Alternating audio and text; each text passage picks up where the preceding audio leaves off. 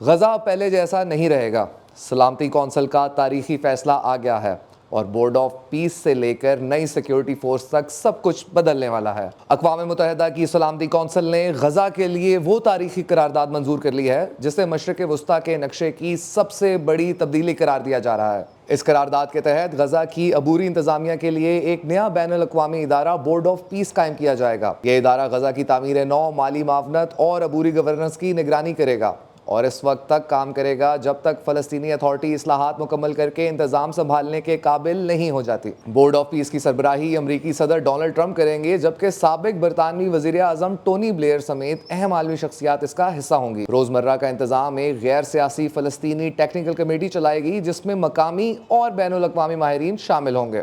قرارداد میں انسانی امداد کی فوری اور بلا رکاوٹ بحالی پر زور دیا گیا ہے، جسے اقوام متحدہ، ICRC، ریڈ کریسنٹ اور دیگر ادارے یقینی بنائیں گے۔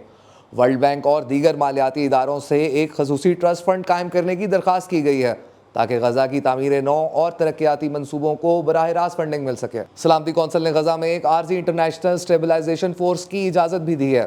اس فورس کا مشن غزہ کی مکمل ڈی ملٹرائزیشن، اسرائیل اور مصر کے ساتھ سرحدی تعاون، فلسطینی پولیس کی تربیت، شہریوں اور امدادی کارروائیوں کا تحفظ، جنگی ڈھانچوں اور سرنگوں کی مستقل تلفی اور انسانی راہداریوں کی سیکیورٹی شامل ہے۔ حالات بہتر ہونے پر اسرائیلی فوج مرحلہ وار غزہ سے نکل جائیں گے۔ بورڈ آف پیس اور اسٹیبلائزیشن فورس کا مینڈیٹ 31 دسمبر 2027 تک ہوگا، جس میں توسیع کے لیے دوبارہ منظوری درکار ہوگی۔ قرارداد میں شامل ٹرمپ کے 20 نکاتی منصوبے کے تحت غزہ کو غیر مسلح زون بنایا جائے گا۔ تمام یرغمالیوں کی فوری رہائی اور اس کے بعد اسرائیل کی جانب سے ہزاروں قیدیوں کی رہائی کی شک شامل ہے۔ امن قبول کرنے اور ہتھیار ڈالنے والے حماس ارکان کو عام معافی دی جائے گی۔ غزہ کی گورننس ایک عبوری ٹیکنوکریٹ کمیٹی سنبھالے گی، جبکہ عالمی ماہرین کے ساتھ خصوصی اقتصادی زون اور ترقیاتی منصوبے شروع کیے جائیں گے۔ اسرائیل غزہ پر قبضہ یا الحاق نہیں کرے گا اور حالات معمول پر آنے کے بعد فلسطینی ریاست کے قیام کی راہ ہموار ہوگی۔